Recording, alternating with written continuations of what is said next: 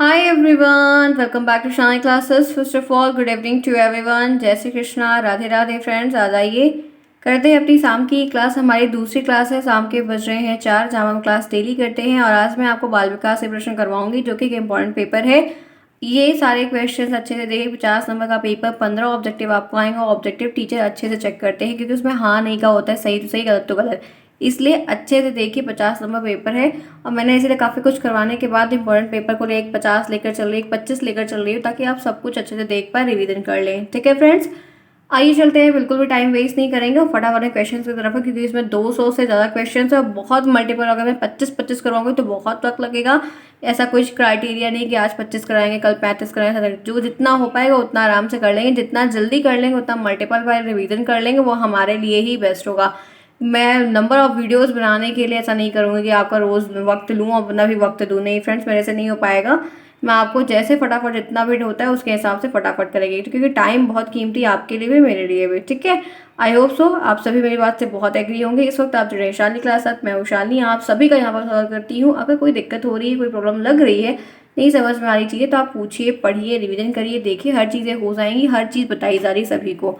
ठीक है फ्रेंड्स, चलिए पहला क्वेश्चन आपके सामने स्क्रीन पर है कि संबद्ध प्रतिक्रिया का सिद्धांत किसने दिया। पहला ऑप्शन पावलो का, दूसरा ऑप्शन स्किनर का, तीसरा ऑप्शन फ्रोबल का, चौथा ऑप्शन डॉल्टन का। आंसर बताइए कौन सा ऑप्शन आपका सही होगा। 1 नंबर का यह प्रश्न है, आंसर करिए। 38 का राइट आंसर क्या होगा, जिसमें आपको ये चीज़ बतानी है। फटाफट बताएं। 37 तक हमने ऑलरेडी कर लिया, 38 से हमें देखना है संबद्ध प्रतिक्रिया का सिद्धांत किसने दिया है, प्रतिपादक कौन है, ये आपसे बहुत बार पूछता है। तो राइट आंसर आप सभी में से, आई होप सो, पहला ऑप्शन जिन्होंने बताया सही है, पावलोव। ठीक है, इनका पूरा नाम IP Pavlov. Next, chimpanzee one मानुष पर आधारित सूझ का सिद्धांत को जानते हैं हम किस नाम से जानते हैं। अंतर्दृष्टि सिद्धांत से, समग्र सिद्धांत है, पूर्ण आकृति, सभी। बहुत बढ़िया प्रश्न है, फैंटास्टिक क्वेश्चन है। ये आपके टेट में भी बहुत देखने को मिलता है और यहाँ पर भी आया हुआ है। आप मुझे बता सकते हैं कि राइट आंसर क्या होगा। जो वन मानुष का आपने पढ़ा है, सुल्तान नामक चिंपैंजी के ऊपर यूज़ किया गया था सिद्धांत, उसका नाम था सूझ का सिद्धांत। तो हम उसको कौन कौन से नाम से और जानते हैं, बता सकते हैं। तो पहला ऑप्शन अंतर्दृष्टि का सिद्धांत, दूसरा समग्र का सिद्धांत, पूर्ण आकृति, या सभी। तो राइट आंसर 39 का डी ऑप्शन जिन्होंने बताया उनका सही है, क्योंकि इसमें सभी की बात इसमें होली कही गई है, होल। ये सारे नाम उसको कह सकते हैं, इन सारे नामों से उनको जाना जाता है। आगे बढ़ते हैं, 40 के देखते हैं। थॉर्नडाइक ने अपना प्रयोग किया है बिल्ली पर, क्या ऑप्शन ए, कुत्ते पर क्या ऑप्शन बी, शेर पर क्या ऑप्शन डी, भालू पर क्या ऑप्शन 4। थॉर्नडाइक ने अपना प्रयोग किस पर किया है, बताइए। EL थॉर्नडाइक इनका पूरा नाम है। इन्होंने जिस जानवर पर प्रयोग किया वो जानवर कौन था। 40, 40 प्रश्न बताइए क्या होगा। तो one and only one option is best for this question, वो है बिल्ली पर। कैट पर किया था, ठीक है, जो बिल्ली मौसी होती है उनके ऊपर ये किया गया। 30 में हो गया, 40 हो गया। नेक्स्ट सही 41 में चलते हुए थोड़ा सा करती हूँ छोटा, ताकि आपको दे हर एक चीज़ क्लियर। संज्ञानात्मक विकास को 3 भागों में, 3 पार्ट में डिवाइड किया गया। क्रियात्मक अवस्था, प्रतिबिंबात्मक अवस्था, संकेतात्मक अवस्था, और विभाजित करने वाले मनोवैज्ञानिक। तो ब्रूनर ने दिया है, वीने ने दिया है, फ्रोबल ने, किसने इसको डिवाइड किया है 3 पार्ट में। संज्ञानात्मक विकास के जो 3 भाग ये डिवाइड हुए मोस्टली, इसको किसने किया है। अच्छा प्रश्न है, बढ़िया है प्रश्न है, बताइए आंसर करिए। हमने 3 प्रश्न कर लिया है, 3 मिनट भी बीत रहा है, समय के साथ चलेंगे और प्रश्न भी फटाफट करेंगे। आंसर करिए क्या होगा। संज्ञानात्मक विकास के 3 भाग, क्रियात्मक, प्रतिबिंबात्मक और संकेतात्मक, इस अवस्था को विभाजित करने वाले मनोवैज्ञानिक कौन है। अगर आपको नहीं पता है तो बताना चाहती हूँ, ये यूपी टेट के लेवल से अच्छा प्रश्न है, आया हुआ प्रश्न है। तो यहाँ पर नाम है ब्रूनर का, इनका पूरा नाम है जेरोम ब्रूनर। ठीक है, जेरोम ब्रूनर। आगे बढ़ते हैं, इसी के साथ चलते हैं। नेक्स्ट देखते हैं 42। वह स्तर जिसमें बच्चा अपने परिवेश की वस्तुओं में विभेद करना प्रारंभ कर देता है। ये भी आपके टेट का प्रश्न है। सीरीज में हाई लेवल क्वेश्चंस दिए, टेट के क्वेश्चंस है। एक ऐसा लेवल बताना है जो बच्चा अपने परिवेश, जो उसके वातावरण है, उसमें जो वस्तुएं हैं उनमें विभेद करना प्रारंभ, मतलब विभेद का मतलब डिफरेंस कर पा रहा है कि ये एक आम है तो ये केला है, ये बॉक्स है तो ये कॉपी है, ये पेन है तो ये टेबल है। तो वो कब हो रहा है, इंद्रजनित गामक अवस्था में है तब कर पा रहा है, पूर्व संक्रियात्मक में है तब कर पा रहा है, मूर्त में है तब समझ पा रहा है, और अमूर्त की स्टेज में आ गया है तब समझ पा रहा है। तो ऐसी कौन सी स्टेज है जिसमें बच्चा जान पाता है कि नहीं ये मेरा कपड़ा है, ये मेरे शूज़ हैं, ये मेरी बटन है, मेरी बॉल है, मेरी गेंद है, मेरा बैट है। ये वो कब चीज़ों को अपना मतलब समझ पाता है कि नहीं ये मेरा है, ये मतलब सामान जान पाता है कि ये सामान मेरा है नहीं, मतलब ये बैट है, ये बॉल है, ये विभेद कर पाता है, वस्तुओं में डिफरेंस जान पाता है। तो ऐसी कंडीशन कब आती है? बहुत बढ़िया, फैंटास्टिक क्वेश्चन है। तो यहाँ पर जान लीजिएगा, मैंने आपको पढ़ाया है, बहुत सारे भर भर के लोकल एग्जाम्पल दिए हैं। तो राइट आंसर पूर्व संक्रियात्मक अवस्था, प्री ऑपरेशनल स्टेज। जब ये इस स्टेज में आता है तो बहुत कुछ वो डिफरेंस करना सीख जाता है। नेक्स्ट देखिए 43, वह स्तर जिसमें बालक वस्तुओं पदार्थों के संबंध में चिंतन करता है, सोचता है और तर्क करना भी प्रारंभ कर देता है। अब एक ऐसी स्टेज के बारे में बताना है जिसमें बच्चा चिंतन कर रहा है, सोच विचार कर रहा है, मनन कर रहा है और तर्क भी कर रहा है। तो वो कौन सी स्टेज है? तो पहला ऑप्शन है इंद्रजनित गामक अवस्था, इसको संवेदी पेशी अवस्था भी कहा जाता है, ध्यान रखिएगा। पूर्व संक्रियात्मक अवस्था, मूर्त संक्रियात्मक, अमूर्त। बताइए 43 का राइट आंसर क्या होगा? Which option is best according to all of you guys? बताइए, आंसर करिए क्या होगा। आप 43 में क्या चूज कर रहे हैं? क्या आपको प्रेफरेबल लग रहा है कि ये इसके लिए उचित है, ये इसके लिए बेस्ट है, ये इसके लिए परफेक्ट? आई होप सो कि प्रॉब्लम नहीं होगी और आप बता लेंगे। आप लोग आंसर करिए। चलिए फटाफट बताइए कि आपके लिए यहाँ पर राइट आंसर क्या होने वाला है, जिसमें आपको चीज़ें बताई जाएं और आप कर ले जाएं। आंसर करिए क्या होगा। आई होप सो कि प्रॉब्लम नहीं होगी, कर ले जाओगे आप सभी लोग। बेसिक सिंपल चीज़ें हैं जो आपको यहाँ पर बताई जा रही हैं। तो यहाँ पर राइट आंसर आप सभी को पता होना चाहिए कि जो मैंने आपसे पूछा है उसका मूर्त संक्रियात्मक अवस्था, ठीक है। ऑपरेशनल स्टेज, मूर्त संक्रियात्मक अवस्था तीसरी स्टेज जो होती है, उसमें जब बच्चा आता है तो ये सारे कार्य अच्छे से करने लगता है। नेक्स्ट है, निम्न में से किस मनोवैज्ञानिक ने बौद्धिक विकास को 4 अवस्थाओं में डिवाइड किया? ऐसे कौन से एक मनोवैज्ञानिक है, साइकोलॉजिस्ट हैं, जिन्होंने बौद्धिक विकास, इंटेलिजेंस के डेवलपमेंट को 4 स्टेज में डिवाइड किया है? जीन पियाजे, फ्रोबल, कोहलर और बीने। 44 का आंसर करिए और मुझे बताइए कि आपको यहाँ पर क्या परफेक्ट लग रहा है, क्या सही लग रहा है, क्या आप इसके लिए चूज़ करेंगे। आंसर करिए फटाफट, अच्छे से पढ़ लीजिए, फिर करिए, कोई जल्दी नहीं, क्योंकि गलत नहीं करना है हमें। तो one and only one option is best for this question, वो है आपका क्या है? ए ऑप्शन, जीन पियाजे, ठीक है। जीन पियाजे ने ये 4 स्टेज डिवाइड की थी, जिनमें काफ़ी कुछ इन्होंने बताया और सिखाया है। नेक्स्ट है, थॉर्नडाइक ने अधिगम के कितने गौण नियम बताए? और थॉर्नडाइक ने अधिगम के 2 नियम बताए। एक मुख्य नियम की कैटेगरी को डिवाइड किया है, गौण। अब गौण में कितना दिया है वो आपको बताना है। तो 3 दिया है, 5 दिया है, 4 दिया है, 6 दिया है। आंसर करिए। 3 दिया है, 4 दिया। बहुत अच्छा प्रश्न है, बहुत बार मैंने इसको बताया है और दोनों नियमों को खूब अच्छे से बताया है।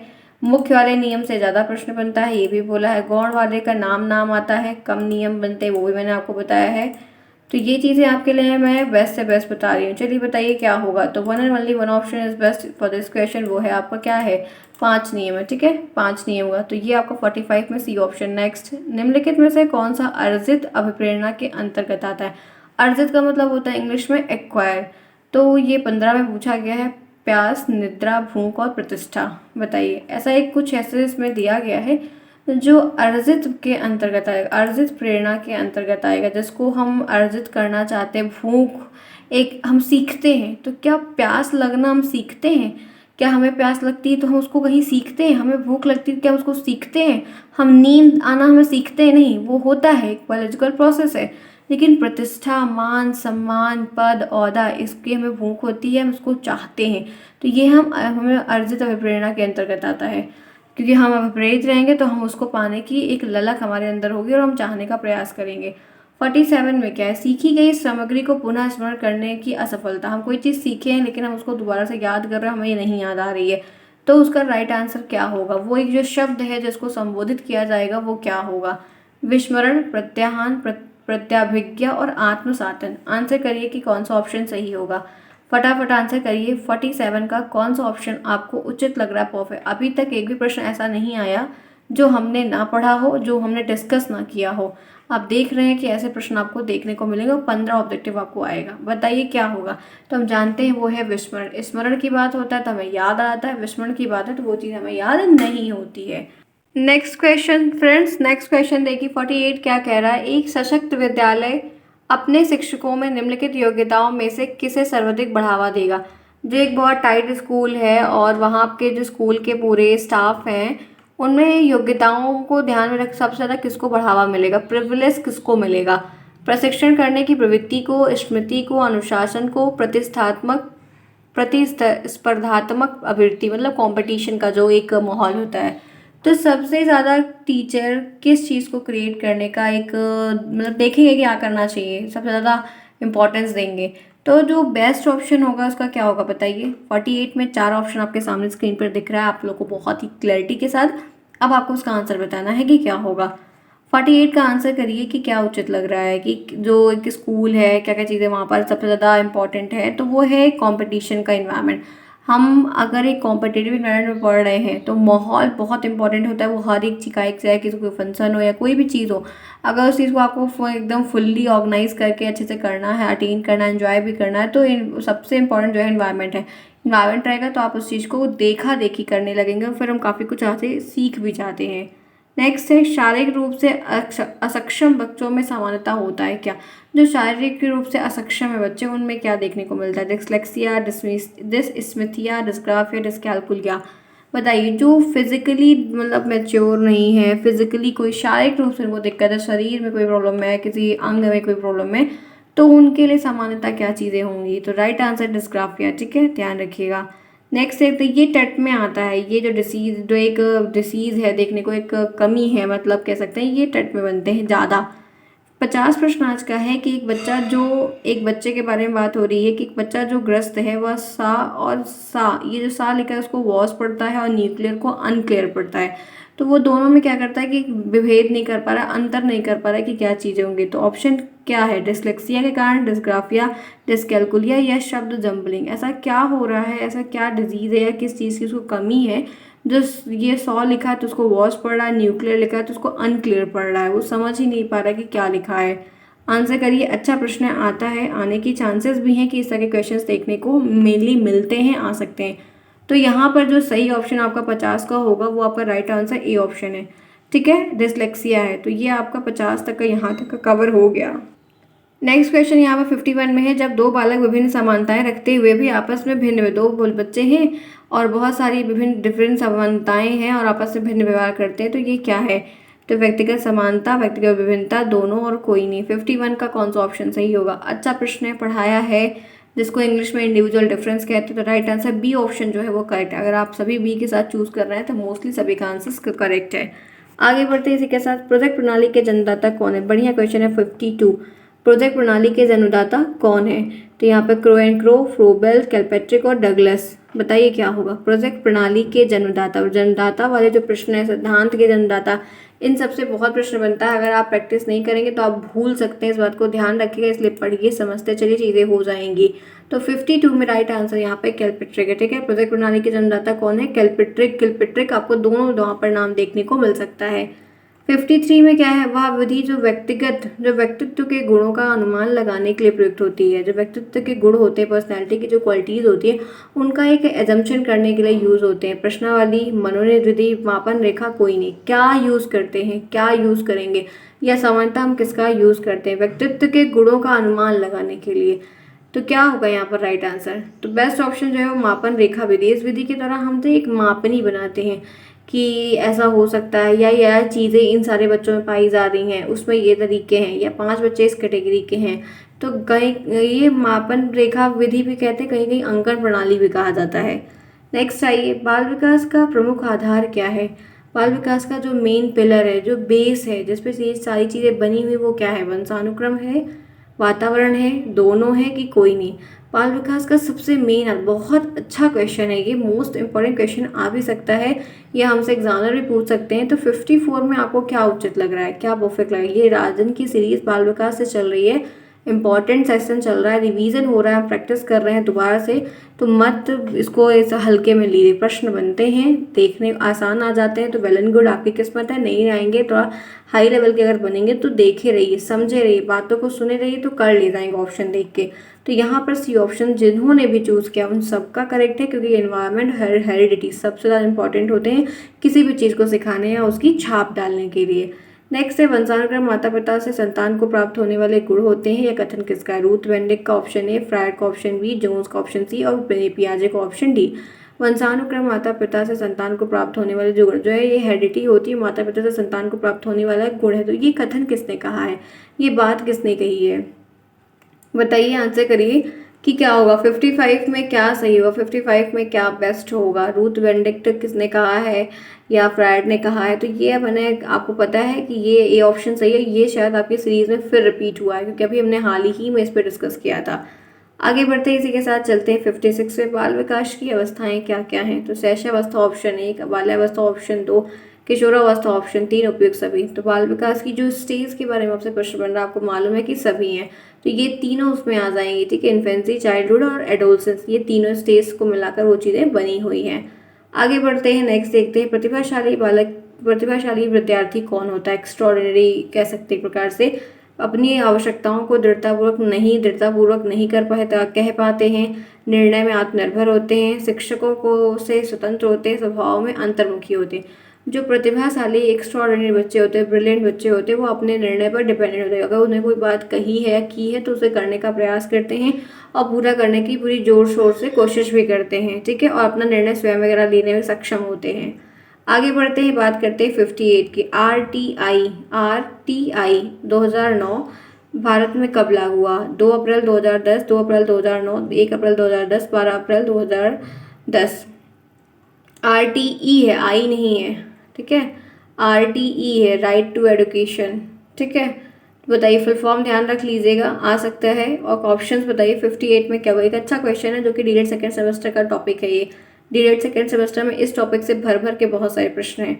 तो यहाँ पर राइट आंसर सी है, 1 अप्रैल 2010। ये तारीख क्या है, 1 अप्रैल 2010। आगे बढ़ते हैं नेक्स्ट। जब बालक स्वयं प्रशिक्षण करता है तो नए कार्यों को अपने अनुभव के आधार पर सीखता है। वह अधिगम की कौन सी विधि। जब एक बच्चा है खुद से सेल्फ एनालिसिस कर रहा है, खुद से सेल्फ टेस्ट कर रहा है और अपने जो खुद के एक्सपीरियंस है उसको यूज़ करके कुछ नया बना रहा है, तो ये क्या कहलाएगा। स्वाधिगम, सामग्री अधिगम, परीक्षण करके सीखना और तथ्यात्मक अधिगम। अच्छा प्रश्न है 59, अच्छा क्वेश्चन है, सही है, अच्छा प्रश्न पूछा गया है। तो राइट आंसर यहाँ पर जो बेस्ट ऑप्शन वो सी है, परीक्षण करके सीखना। वो बार बार टेस्ट कर रहा है, सेल्फ टेस्ट कर रहा है, उसके बाद में अपने थॉट्स को मेकअप कर रहा है, बना रहा है कि ये चीज़ें होंगी, अपडेट कर रहा है, सीख रहा है।